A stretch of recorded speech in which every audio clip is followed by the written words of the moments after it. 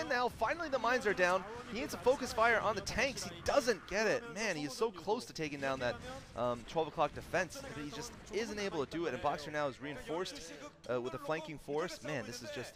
Oh, no, and Boxer's actually going to go for the middle base. Just take a look at... Oh, jeez, look at that. NC Yellow gets all of his Scourge shot down before he can take down a single science vessel there. So, I mean, obviously this is going to be very difficult for him to come back from, I think. Especially just because he hasn't shown any ability to win here. He's going to lose that hatchery, he's going to lose it, not cancel, it doesn't matter. He needs to kill those Goliaths, he's going to do it. He is going to kill the Goliaths at least. He's going to get one vessel, maybe another vessel, maybe, yes, he is going to get that, wow. He's going to lose the hatchery, I think. Possibly. Yeah, he's going to lose that. It doesn't really matter, though. Oh, Mutalisk switch. Okay, I like this. I like this. I like this a lot. I don't care if he doesn't have the best micro right now, but he has very, very smart strategic skill here. He just kills off the vessels, and he goes straight into Mutalisks again, something you never see, although he is not splitting them. Okay, finally he gets a split off. In fact, he's actually clouding them on purpose, putting them in the cloud formation instead of clumping. That's actually very smart. I think that's going to be very useful against against the vessels. 3-3 though for the mech, so this means the Goliaths are just going to eat up the Mutas when they do come out. However, NC Yellow is doing a fantastic job killing off tanks left and right, and that is going to be absolutely crucial. If you can get all the tanks, the game's over. I mean, NC Yellow is just going to be able to march up and kill off the rest of the units without any hassle. And, oh God, I love this play from NC Yellow. Damn, that's some fucking awesome play. Sorry. Just gotta say, if he wins this because of this tech switch, that is going to be one of the greatest, the smartest moves I've seen in StarCraft in a long time. And I'm just talking about smart, pure brains here coming from NC Yellow. The brains are, I mean, he is a bit of a playboy. He does sometimes show up late to practice. He is known for, at least for a while there, not being the most studious or diligent pro gamer, but he is definitely one of the smartest out there. I'm not even kidding. I'm not even just saying that. I really do think the guy is a genius. I mean, he is up there with the smartest of all Zergs. I would say, you know, he's up there with Jaedong, with Savior. Savior's just emo. I mean, he is very smart. He's definitely a player who's made up new builds, and NCL is just so damn good at adapting.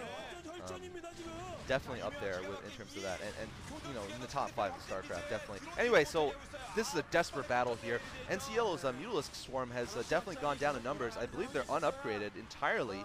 So right now, the Goliaths are going to be able to overpower them. The tech switch, oh man, it may not have done enough though, because just take a look at that. One Vulture has managed to stop mining at the bottom right. NCL is still not coping very well with the multitasking. It seems that Boxer's doing better with that. And his economy is still much weaker.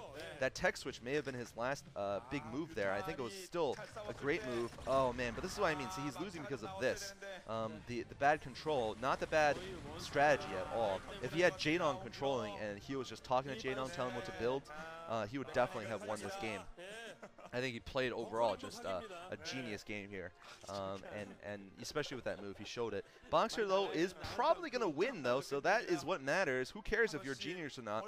I remember, in fact, NC Yellow, in the 4th game, when he was up 3-1 in the Coca-Cola OSL, he went for a offensive hatchery with a sunken on it and tried to sunken Boxer's main base. I kid you not, that was his build. I think it was a build that was a little bit arrogant. I mean, and it cost him the series, perhaps, because he was on a roll at that point. Boxer, of course, won that game and the following 5th game, and that was all she wrote. But man, he was up 3-1, and he could have gotten, you know, the 4th OSL title, and he would never have been called the King of Silver ever. You know, Boxer would only had 1 gold at that point. He would have 1 gold. So you know, who knows how history would turn out? But I think perhaps his what was my point right now? I think perhaps his strategizing overall is perhaps slightly better than his actual micro and control of his units, but that's debatable. Anyway, it looks like, well, actually today I would say that's not debatable. I'd say definitely his strategy is still among the smartest of all Zergs, but his control is definitely obviously weaker than them.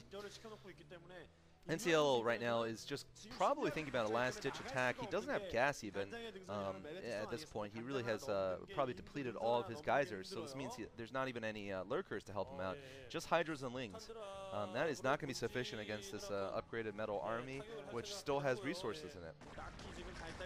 going in for it. So right now, I mean, this game was so well played by Yellow. I love the drop at the end. I love the mutalist switch so much. I think if he just coordinated it a little bit, if he hadn't lost so many of his ground forces earlier, he could have just taken out Boxer in one move. Oh man, NC Yellow has just gotten eraser though. NC Yellow just without any gas to build Scourge. Boxer with some sick eraser action, and NC Yellow comes in a little bit too late to save all his drones. You know, that is rarely an actual like strategic move.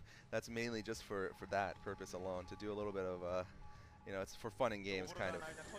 All right, there is NCL sacrificing Overlord. He just wants to see what's going on, maybe. He doesn't really need all that control anymore because his army is so small. I mean, right now, I really don't see what could do it. Maybe some just horrible disaster of control from Boxer.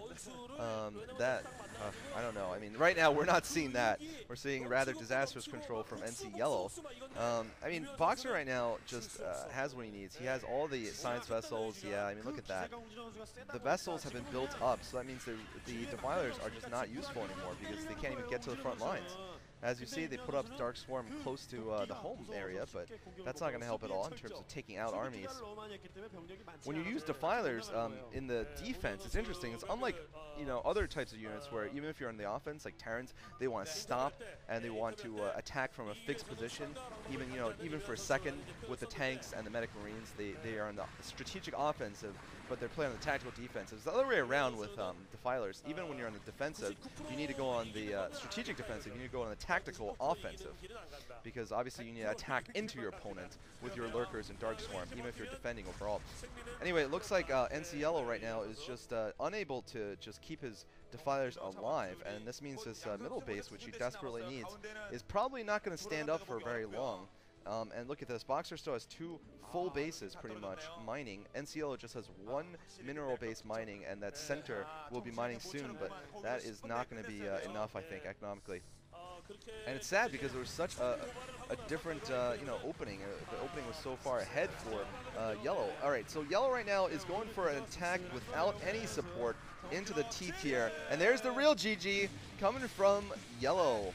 So Lim Yo-wan, Boxer winning another big game against Yellow, another long and impressive game in a series that has so far been very entertaining. And of course, this is part of a rivalry that has lasted throughout the history of StarCraft. You know, it kind of reminds me, like, both of these guys are like not that good anymore, but they basically like invented StarCraft and defined the way it is. It's kind of like, you know, those of you who know football history, it's like those old Ivy League schools who used to, they actually invented football. Like the first football game I think was played between Harvard and Tufts, and of course the Ivy League used to dominate football until about the 1930s or so. Schools like Dartmouth and Harvard and Princeton and I believe McGill was also very good back then. But now, like, you know, they still have their big games every year, their big rivalries against each other that are really old and have played more games than any modern rivalries even in football history. But the modern ones obviously have more skill involved in them at the current time. And, you know, there's that kind of dichotomy. But unlike Harvard-Yale, of course, people actually watch Boxer Yellow, and it's still Harvard-Yale students watch it. But anyway, I will see you in the next game. 5th game coming up. It will be Fantasy versus Stork. Wow, that is a modern rivalry that was played out just a few seasons ago, about a year ago perhaps, or less than that. And we're going to see a rematch of that coming up. Thanks for watching.